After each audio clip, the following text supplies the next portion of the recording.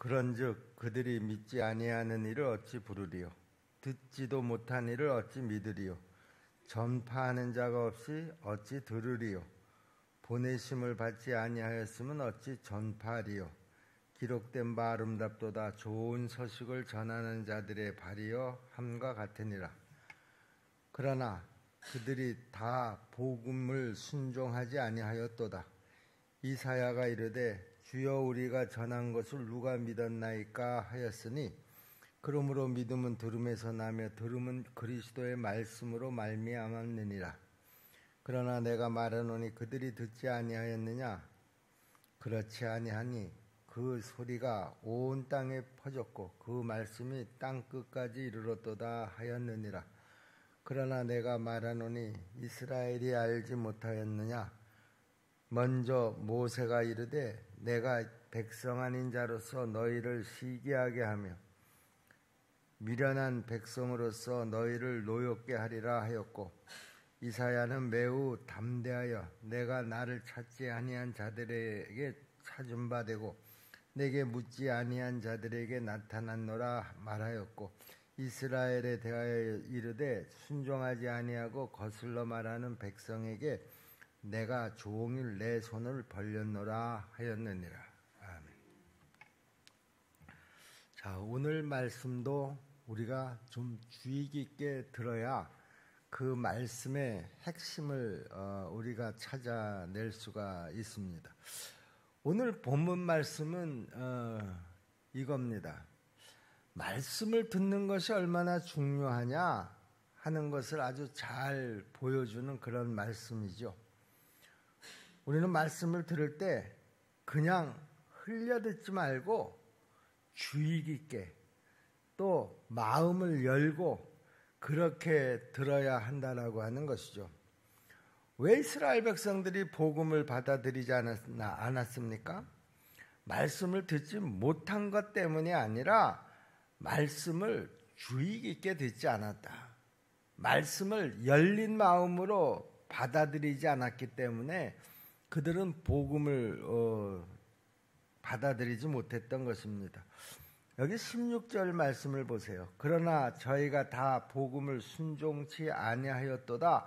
이사야가 가로되 주여 우리가 전하는 바를 누가 믿었나이까 하였으니 그랬습니다. 여기서 다 복음을 순종치 아니하였도다 라고 하는 이 말이 무슨 말인가 하면, 다 복음을 순종하지 않았다라고 하는 말은 아무도 복음을 받아들이는 사람이 없었다 그 말이 아닙니다. 유대인들이 복음을 다 받아들인 것은 아니었다라고 하는 이 말은 유대인들 중에 일부분만 복음을 받아들였다 그런 말이죠. 이 말은 무엇을 의미하는 것이냐? 복음을 받아들이는 것이요 그렇게 쉽지 않다라고 하는 거예요. 여러분,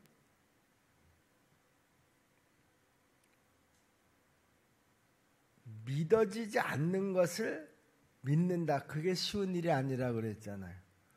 아브라함이 하나님 앞에 의롭다함을 받은 이유가 뭐라고 그랬습니까? 도저히 받을 수 없는 것, 믿을 수 없는 것을 믿었다라고 하는 것이죠. 우리도 마찬가지로 복음이라고 하는 것은 보통 상식으로는 믿을 수 없는 내용입니다, 여러분. 여러분들이 그 말씀이 아주 쉽게 믿어졌나요? 어떤 분은 쉽게 믿어지신 분들도 있을 것입니다. 그런데 어떤 분들은 교회는 나오는데 아직도 그 사실에 대해서 믿지 못하시는 분들이 있어요.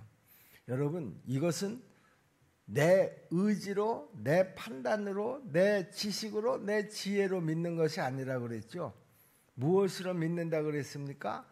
성령이 내 안에 오셔서 그 사실을 믿게 해야지만 믿을 수 있다라고 성경은 분명히 이야기를 합니다.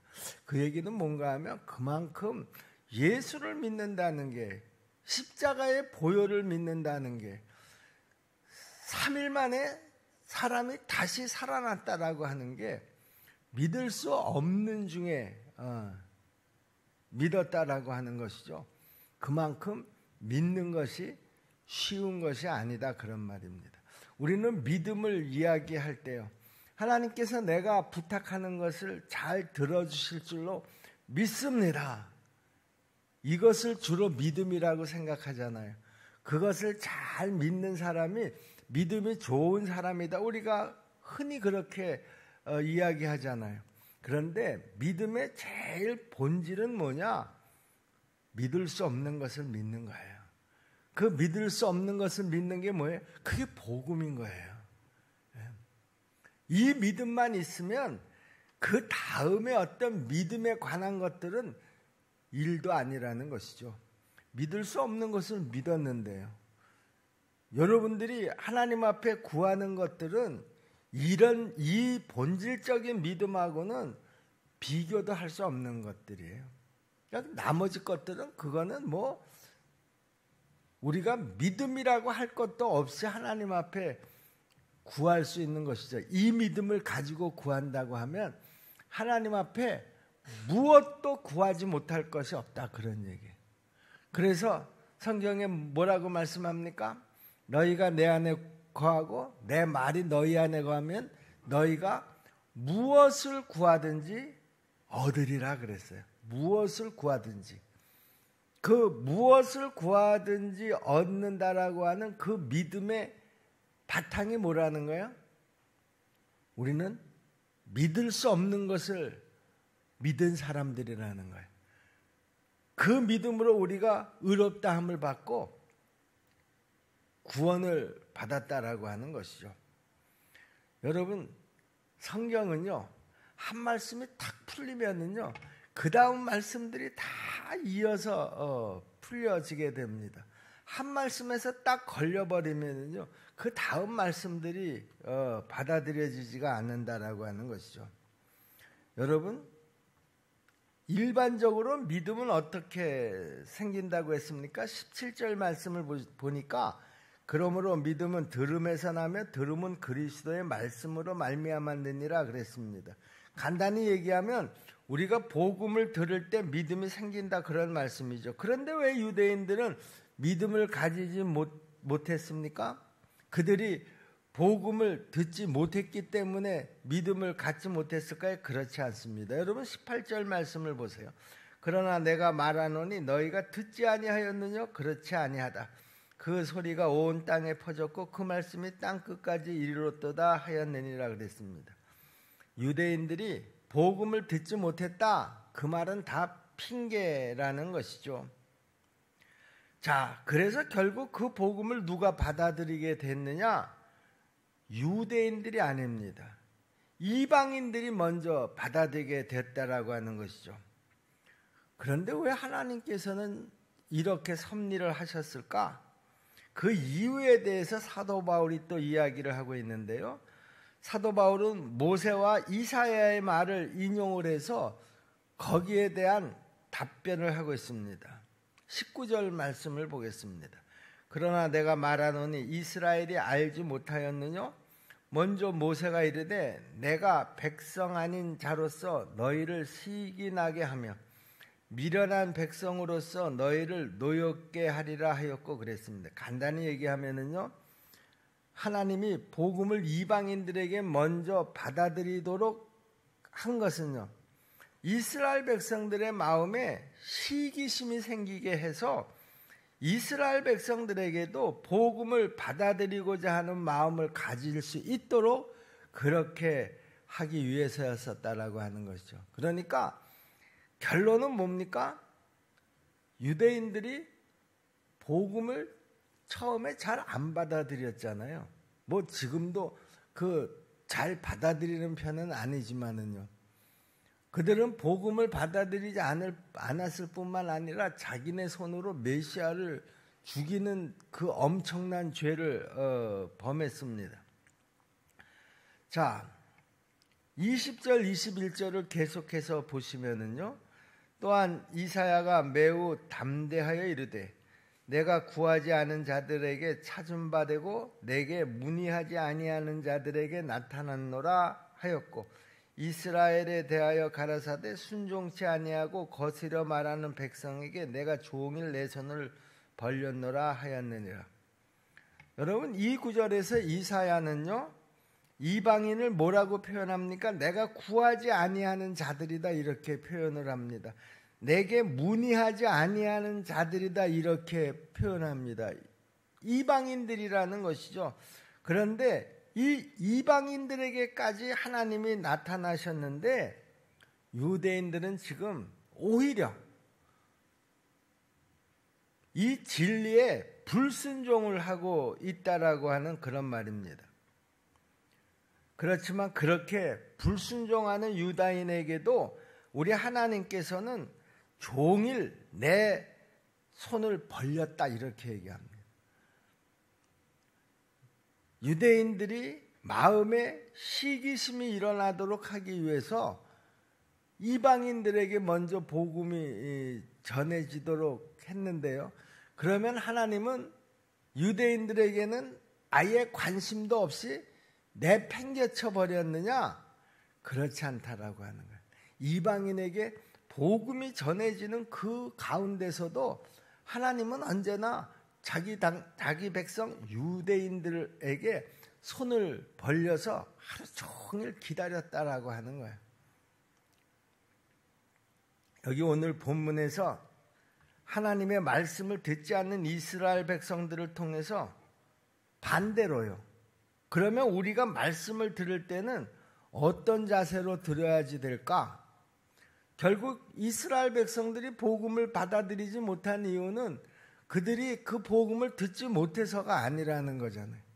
그들이 그 복음을 받아들이는, 말씀을 받아들이는 자세가 잘못되었기 때문에 결국 그들은 복음에서 이제 탈락을 하게 됐다라고 하는 것이죠. 그러므로 우리가 말씀을 듣는 태도가 얼마나 중요한가 하는 것을 우리가 알 수가 있습니다. 오늘 이 아침에 여러분, 우리가 어떻게 말씀을 들을 것인가 라고 하는 것을 좀 잘 마음에 새겼으면 좋겠습니다. 말씀을 들을 때는요, 열린 마음으로 들어야 한다라고 하는 거예요. 열린 마음으로 들으려고 하면은요, 말씀을 들을 때 항상 주의 깊게 들어야지 된다라고 하는 것이죠. 말씀을 들으면서 딴 생각을 하면서 들으면 안 된다라고 하는 거예요. 말씀을 들을 때 딴짓을 하면서 들으면 안 된다라고 하는 거예요. 이 말씀이 지금 누가 하시는 말씀이에요? 하나님이 하시는 말씀이잖아요. 하나님이 말씀을 하시는데 하나님의 말씀을 그렇게 경홀히 들어서 주의 깊게 듣지 않아서 되겠느냐 그런 말이죠. 여기 17절에서도요. 믿음은 들음에서 난다 그랬잖아요. 그런데 왜 완고한 유대인들은 들어도 믿음이 생기지 않았을까? 하나님께서 이스라엘 백성들에게도 분명히 말씀을 선포하셨는데요. 방금도 얘기했지만 주의 깊게 듣지 않았다는 거예요. 아니, 그것뿐만이 아니라 열린 마음으로 듣지 않았다라고 하는 것이죠. 야, 어떻게 죽었던 사람이 다시 살아나냐? 아니, 어떻게 믿기만 하면 죄사함을 받을 수가 있느냐? 우리는 죄사함을 받기 위해서 제사를 드렸고, 제사를 드릴 때마다 제물을 들고 나가서 제사를 드리고 그 제사를 통해서 죄사함을 받았다고 그렇게 믿었는데, 아니 그런 거 다 없이 내가 그냥 믿습니다 그러면 죄사함을 받아? 택도 없는 소리 하지 마라. 만약에 그렇다고 하면 그거 택도 없는 소리입니다. 아니 내가 그냥 입으로 믿습니다 그런다고 그 믿음이 구원받은 믿음일까? 아니라는 거예요. 우리는 많은 사람들이 그냥 입으로만 믿습니다 그러는 경우들을 참 많이 봤어요. 그리고 입으로 시인해서 구원에 이른다 했으니 내가 구원을 받았다 이렇게 생각하시는 분들도 있는데요. 이거는 좀 착각이다, 저는 그렇게 생각을 합니다.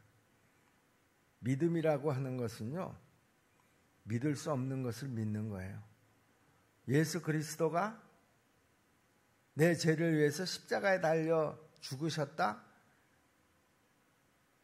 믿을 수 없어요. 그런데 내가 믿고 있는 거예요. 예수님이 십자가에 달려 죽으신 지 3일 만에 다시 살아나셨다? 믿을 수 없는 거예요. 그런데 나는 왜 그게 믿어질까? 여러분, 믿을 수 없는 것을 믿는 그 믿음, 성령님이 믿게 하신 줄로 믿으시기를 바랍니다. 이제서부터는 성령님이 내 안에서 다 믿게 하시는 거예요. 네. 십자가에 죽었다가 3일 만에 다시 살아났다라고 하는 이 사실도 내가 믿는데 내가 어떤 걸 못 믿겠습니까, 여러분? 그렇지 않습니까? 나는 이제서부터 이 믿음으로 모든 일들을 믿습니다. 놀라운 일들이 일어나기 시작을 하는 거예요. 나같이 죽을 수밖에 없었던 죄인이 이제 다시 구원을 받게 되는 이런 놀라운 사건이 어디에서 시작이 된 거야? 믿을 수 없는 것을 믿은 그 믿음으로 내 구원이 시작이 되었고, 내 구원은 정말 있을 수도 없는 일이 내 인생에서 일어나는 것이잖아요. 그러니까 그 나머지 것들은 뭐 문제도 아니다, 그런 얘기죠. 이것이 내가 정말 믿어졌다고 하면은요, 여러분, 내가 무슨 문제든지 하나님 앞에 나가서 구하지 못할 것이 어디 있겠습니까? 네가 무엇을 구하든지 내가 다 들어주겠다라고 하는 이 말씀이 허언이 아니라는 거예요. 네가 정말 그 믿음으로 이 문제를 놓고 기도한다고 하면 내가 들어주겠다, 그런 얘기죠. 내가 이제서부터 네 믿음을 인정하겠다, 그런 말이에요. 그러므로 우리가 믿음 얘기할 때 제일 먼저 내가 가져야 될 믿음이 뭡니까? 구원받은 믿음이라는 거예요. 이게 확실하지 않으면, 이게 의심이 되면, 이게 흔들리기 시작을 하면 그 다음에 내가 믿음으로 하나님 앞에 구하는 것들도 다 흔들리게 되고 만다라고 하는 것이죠. 여러분, 그러므로 우리가 하나님의 말씀을 들을 때는요, 무엇보다 열린 마음을 가지고 주의 깊게 하나님의 말씀을 잘 들어야 된다라고 하는 거예요. 이 말씀도 여러분들이 주의 깊게 잘 들어야, 아, 믿음이라는 것이 뭐구나, 그 믿음의 근원은 뭐구나, 아브라함이 믿음의 조상이 된 그 믿음의 성격이 어떤 거구나, 내가 구원받은 그 믿음의 성격이 어떤 거구나 하는 것을 알 수 있는 것이죠. 만약에 이 말씀을 그냥 건성으로 주의를 기울이지 않고 듣고 흘려버렸다고 하면은요, 아니, 우리가 그리스도인이라고 하는 많은 그리스도인 가운데서도요, 이 말씀을 그냥 흘려서 듣고 주의 깊게 듣지 않은 사람들은요, 그리스도인이라는 명찰은 달았지만은요, 그게 정말 구원받은 그리스도인일까? 아닐지도 모른다라고 하는 거예요. 구원에 대해서는 누가 판단할 수 있는 문제는 아니에요. 그건 하나님만 아시는 일입니다. 왜냐하면 그 믿을 수 없는 그 믿음을 가졌느냐 안 가졌느냐, 그것은 하나님만 아시기 때문이라는 것이죠. 어쨌든 우리가 말씀을 듣는 그 자세 속에 이미 하나님의 은혜가 담겨 있는 줄로 믿습니다. 벌써 그 듣는 자세가 다른 사람은요, 은혜받게 되어 있다니까요. 그러므로 우리가 하나님의 은혜를 받는 것은요, 먼저 그 말씀을 듣는 자세에 저는 달려있다, 그렇게 분명히 믿습니다. 우리가 말씀을 들을 때요, 어떻게 말씀을 잘 들어야지 되느냐? 실천의 다짐을 하면서 말씀을 들어야 한다라고 하는 것입니다. 자, 우리가 하나님의 말씀을 듣는 것만 잘해서도 안 된다. 하나님의 말씀을 잘 듣는다라고 하는 것은요, 결국 내가 말씀대로 살려고 노력한다, 그런 의미를 가지고 있습니다. 믿음이 좋다라고 하는 것의 가장 큰 핵심적인 의미는요, 하나님의 말씀에 잘 순종한다, 그런 말입니다. 사람들이 설교를 들으면서, 특히 그 부흥회 같은 때에 그 강사님들이 강력하게 말씀을 전하잖아요. 그때는 막 눈물을 흘리고 또 까르르 웃기도 하고 한바탕 그렇게 한 1시간 지내고 나면은요, 마음이 시원해지는 것도 사실입니다.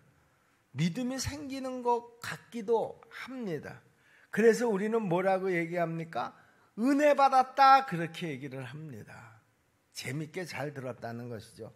마음의 감동을 받게 잘 들었다라고 하는 것이죠.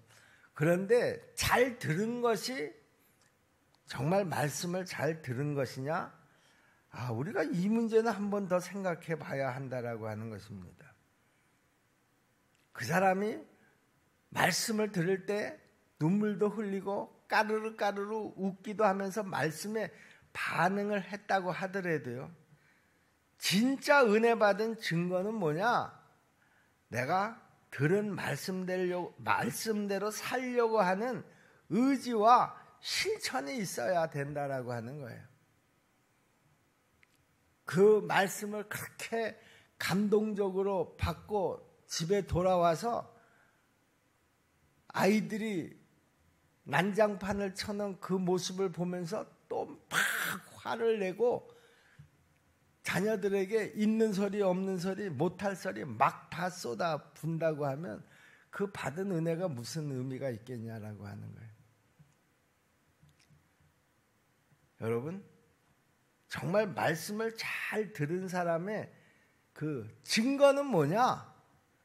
그것은 바로 내가 말씀대로 살아야지 되겠다라고 하는 그 노력, 그 발버둥이 뒷받침되어야 정말 그 사람이 말씀을 잘 들은 사람이구나, 이렇게 인정을 할 수가 있다라고 하는 것이죠. 한 가지만 더 말씀을 드릴게요. 우리가 말씀을 들을 때 어떤 자세로 들어야지 되겠느냐? 이 말씀을 또 누구에겐가는 전해줘야지 되겠다라고 하는 마음으로 말씀을 들어야 한다라고 하는 것이죠. 왜 하나님께서 이방인들에게 복음을 영접하는 그런 은혜를 주셨습니까? 이스라엘을 아주 버리고 이제 하나님이 이방인들을 선택해야지 되겠다. 그래서 하나님이 이방인들에게 복음이 전해질 수 있도록 그렇게 섭리하셨습니까? 여러분 21절 말씀을 보시면은요, 하나님은 여전히 이스라엘에 대해서도 변함없는 사랑과 기대를 가지고 있는 것을 우리가 알 수가 있습니다. 21절 다시 봅니다. 이스라엘에 대하여 이르되 순종하지 아니하고 거슬려 말하는 백성에게 내가 종일 내 손을 벌렸노라 하였느니라. 우리 하나님의 간절한 마음이, 안타까운 마음이 여기 이 본문에 나와 있지 않습니까? 내가 종일 내 손을 벌렸다. 그들이 나에게 다시 돌아오기를 기다렸다, 그런 말이죠. 그렇다고 하면 왜 이방인들에게 복음의 은혜가 먼저 활짝 열리게 됐다는 거예요? 결국은 완악한 이스라엘의 그 교만한 모습을 하나님께서 보시고 저 교만을 깨트려 버려야지 되겠다. 그리고 이방인들에게 복음이 전해지는 것을 이스라엘 백성들이 보고 그 마음에 시기가 나게 함으로써 빨리 하나님 앞으로 다시 돌아오게 하기 위해서 하나님이 이렇게 순서를 바꾸었다, 그런 말이죠. 결국 하나님의 뜻은 뭡니까? 이스라엘을 비롯해서 보다 더 많은 사람들이 말씀과 복음 안으로 들어오게 하는 것, 그것이 바로 하나님의 뜻이라는 거예요. 우리가 이 하나님의 뜻을 생각하면서 우리가 말씀을 듣고 은혜를 받았다고 하면은요, 이 은혜를 다른 사람에게 전해 주어야 한다라고 하는 것이죠. 우리 하나님의 뜻이 뭐라고 그랬습니까? 이방인들에게도 복음이 전해지고 그리고 이스라엘 백성들에게도 복음이 전해지고 한 사람이라도 남김없이 복음이 전해지는 것이 하나님의 뜻이라는 거예요. 그러면 우리가 말씀을 듣고 은혜 받았다. 그 은혜 받은 사람의 그 은혜의 증거가 뭐냐 그런 얘기죠. 여기 로마서 10장은요 특별히 입술로 시인하는 삶을 굉장히 강조를 합니다. 이 말씀은 결국 무슨 말입니까? 우리가 입으로 복음을 전파해야 한다라고 하는 것이죠. 그러므로 로마서 10장의 주제가 바로 뭡니까? 구원이라고 하는 것은 복음 전파를 수반해야 된다. 그러니까 내가 복음을 받아들였습니까? 예수 그리스도의 십자가의 보혈의 공로를 믿고 내가 구원받았습니까? 아멘. 내가 구원받은 사람이라고 하면 당연히 복음을 내가 다시 또 누구에겐가는 전해야 되겠다라고 하는 그런 마음을 가져야 한다. 그런 태도를 가져야 한다라고 하는 것이죠. 우리가 예수님을 시인할 때 주님을 내가 믿습니다. 이렇게 직접적으로 시인할 수도 있고요. 또 때로는 찬송을 부르면서 그 찬송가 가사를 통해서 내가 시인할 수도 있습니다. 오늘 우리가 부른 그 찬송가를 부르면서 거기에 나오는 가사들이 있었지 않습니까? 그 가사를 내가 입으로 부르면서 아멘, 아멘 하면서 찬송가를 부를 수가 있습니다. 그런데요, 그런 모든 가운데서도 정말 가장 아름다운 시인의 방법 중에 하나가 뭡니까? 내가 우리 주님을 믿습니다. 예수님이 나의 구세주인 것을 내가 믿습니다. 이렇게 시인하는 방법 중에 가장 좋은 방법은 뭡니까? 입으로 시인하는 것도 중요하고요. 내가 찬양으로 고백하는 것도 중요하지만 더 중요하고 확실한 것은요, 전도를 통하는 방법이라는 거예요. 내가 내 입술로 누구에겐가 복음을 전한다라고 하는 것은요, 내가 주님을 믿는 가장 확실한 증거라는 것이죠. 이거보다 더 분명한 증거가 어디 있겠습니까? 전도는요, 자기 입술로 많은 사람들에게 내가 예수 믿고 얼마나 축복을 받은 사람인가 하는 것을 공개하는 것입니다. 그러니까 자기가 구원에 대한 확신이 있어야 다른 사람에게도 복음을 전할 수 있지 않겠느냐 그런 말이죠. 정말 내가 구원받은 백성이라고 하면 항상 나는 복음 전파에 대한 꿈이 있어야 한다라고 하는 것이죠. 여러분들은 구원받으셨습니까? 뭘로 증명할 수 있습니까? 가장 확실하게 증명할 수 있는 방법은 내가 복음 전파에 대한 꿈이 있고 그 꿈을 내 생활 속에서 실천하는 그런 모습이 있어야 된다는 거예요. 내가 1년에 적어도 몇 사람 이상은 꼭 전도를 해야지 되겠다. 그 어쩌면 숫자만큼 그 사람의 믿음의 크기가 담겨 있을 수도 있다라고 하는 것이죠. 내가 오늘은 적어도 몇 명에게 복음을 전해야지 되겠다.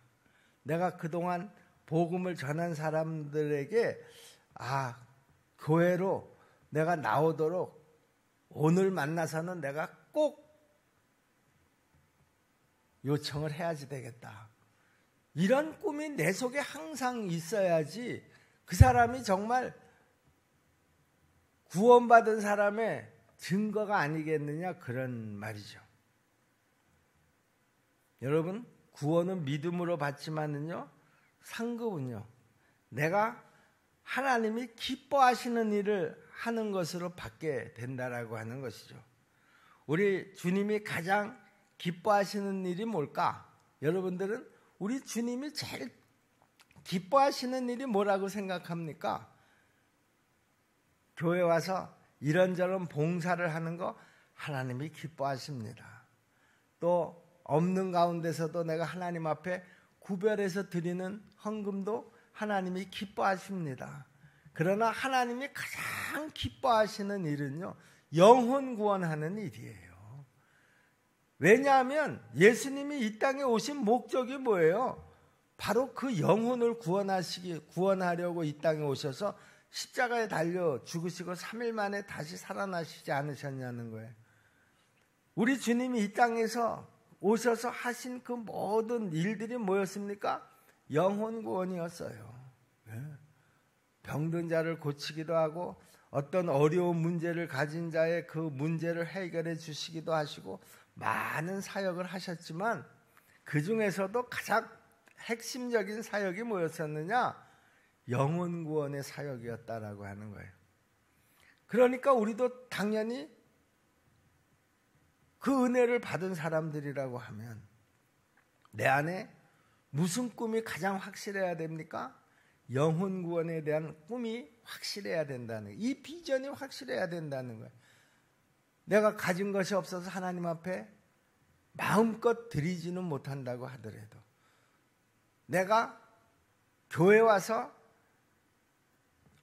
마음껏 헌신하지 못한다고 하더라도, 그러나 내가 때를 얻든지 못 얻든지 내가 속해 있는 그 환경 속에서 한 영혼에게라도 복음을 전해야 되겠다라고 하는 그런 믿음을 가지고 여러분들이 신앙생활을 한다고 하면은요, 무엇보다도 우리 주님을 제일 기쁘게 하는 일인 줄로 여러분 꼭 믿으시기를 바랍니다.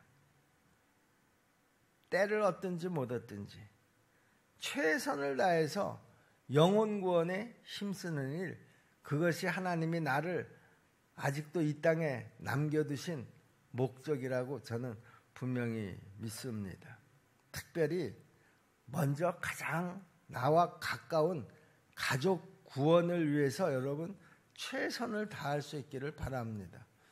여러분, 성령이 너희에게 임하시면 너희가 권능을 받고 그 다음에 뭐라 그랬습니까?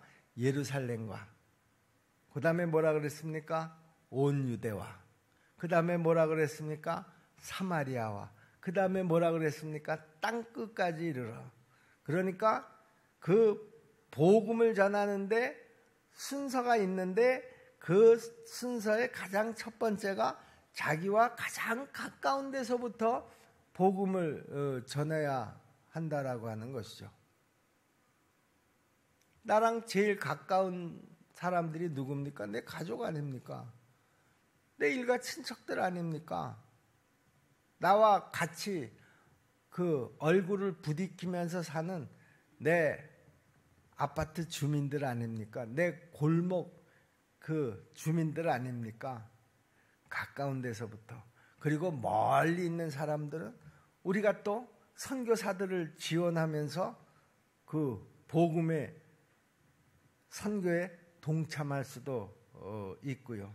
어쨌든 이런 일들이야말로 우리 주님이 가장 기뻐하시는 일이다. 우리 하나님이 가장 기뻐하시는 일에 우리 모두가 다 동참할 수 있게 되기를, 그래서 내 구원받은 것이 더 확실하게 확인될 수 있도록 우리가 더 열과 성을 다해서 수고하는 그런 성도들이 다 될 수 있기를 주님의 이름으로 축복합니다. 기도하겠습니다. 은혜로우신 아버지 하나님, 감사합니다. 믿음은 들음에서 나고 그 들음의 자세가 먼저 하나님의 말씀을 열린 마음으로 들어야 한다라고 오늘 아침에 우리가 말씀을 통해서 들었습니다. 또 말씀을 들을 때 실천을 다짐하면서 들어야 한다고 우리가 들었습니다. 말씀을 들을 때 그 말씀을 누구에겐가 다시 전해줄 마음으로 말씀을 들어야 한다고 우리가 배웠습니다. 하나님 아버지, 이 세 가지를 우리 마음판에 잘 새기게 도와주시옵시고, 우리가 오늘 살아갈 때 이 세 가지의 그 중요한 말씀을 우리 마음판에 잘 새기고 우리의 생활 속에서 실천할 수 있도록 인도하여 주시옵소서. 예수님의 이름으로 믿고 기도하옵나이다. 아멘.